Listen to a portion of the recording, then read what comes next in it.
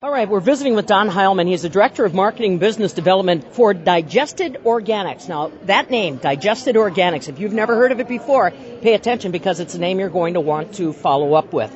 They have got a big project that is getting underway in Greenleaf, Wisconsin, northeast Wisconsin, that literally could change the way we look at dairy farming and some of the byproducts of dairy farming for the future. Now, Don, you and I have talked through multiple phases of your career. You have always invested your time and energy in different projects that involve conservation practices, innovation thinking, and agriculture through different watershed projects, previously Clean Lakes Lines, so forth. Tell me a little bit about how you got involved with these folks.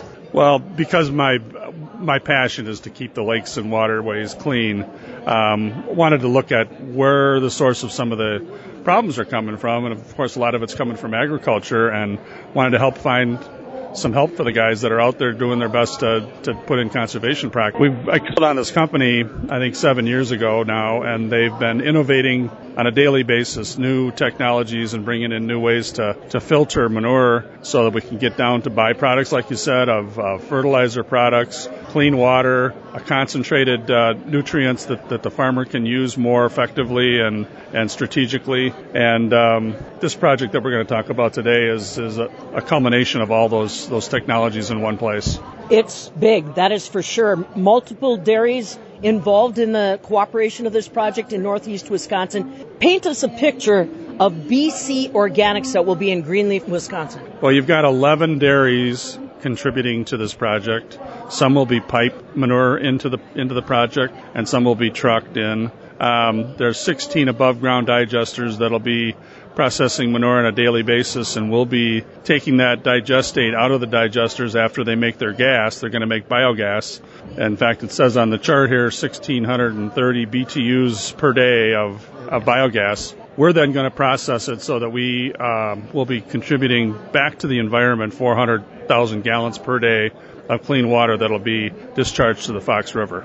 An emphasis on clean water. Absolutely pure, clean water. Cleaner than the Fox is now. Like we said, this kind of technology where you're taking literally manure and bringing back clean, almost drinkable water, we never fathomed. Right, no. In fact, we have a site in Sheboygan that we run tours now, and folks come in and do the tour, and then they drink the water after we're done. Wow. Just to say they did. Right. Well, that's all right. That's wonderful. Now, it's not just about the natural gas, the biogas that's coming off there, or even the water. It's really about the other digestates that are going to turn into either marketable products or something that we can contribute back to the soil health. Right, yeah. And we're also bringing in the screw pressing out the fibers from the manure before it goes through our system, and then that'll be dried for bedding so that the cows will now be bedding on dried fiber solids.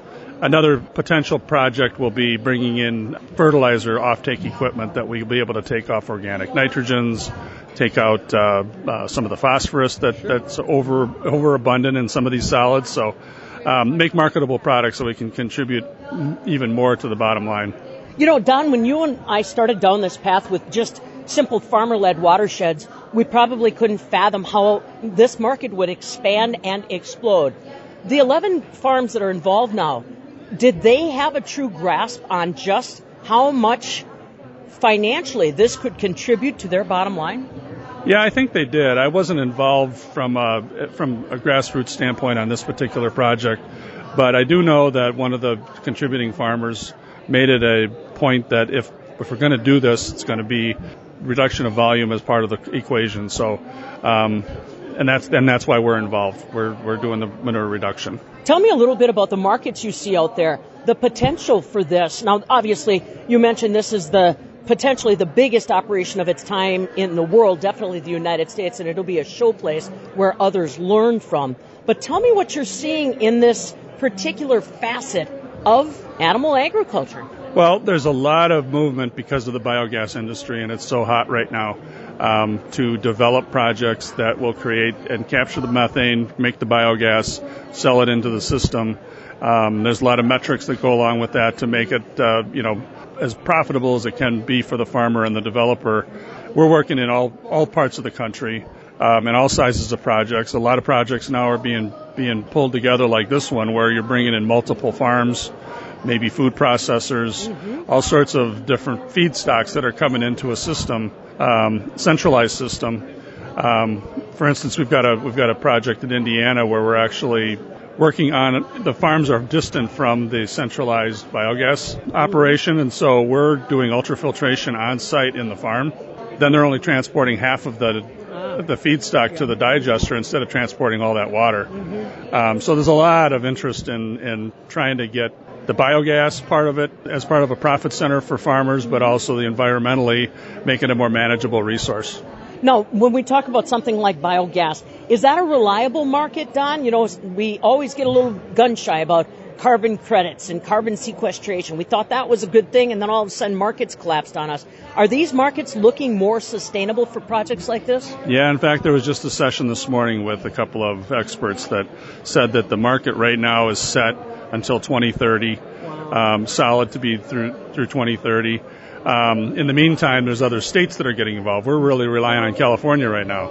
So now Oregon and Washington and Minnesota and other states are doing the same type of program, so that they'll be buying natural gas from other states and other operations. So why Wisconsin for this big one? Well, we've got a lot of dairy here. We have a lot of manure, and so those guys up in that area have been doing their damnedest to make sure that they're following the rules and making sure that we're keeping stuff out of the waterways. But this really is a testament to their stick-to-itiveness and wanting to make sure that they do the right thing for the environment. Now, when dairy farmers hear about this project, are they seriously inquiring, Don? Do they realize that this could be an important part of their farm's financial portfolio in the future? I think so. I think a lot of them are looking for opportunities to bring in a different revenue stream, and just make the bottom line more sustainable. Because you don't know where milk prices are going to go, you don't know where gas prices are going to go, but if you have both of them in your wheelhouse, then you're going to be more stable. Well, and being able to share this sustainability story connected to your farm. Right. Oh, yeah, absolutely. In fact, there's a lot of branding that can be done with sustainability from the milk producers and the cheese plants and all the folks that are tied to these dairies. They'll be able to tout this unique and progressive way to do things. Well, we'll use it as an example, that's for sure, not just Wisconsin, not just the United States, but potentially around the world. It's called BC Organics in Greenleaf, Wisconsin.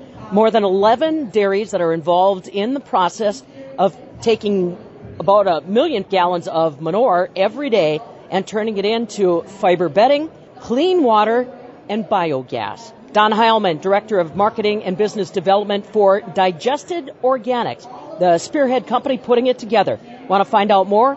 Go to digestedorganics.com. From the southern end of the world's longest barn in Madison, I'm Farm Director Pam Yankee.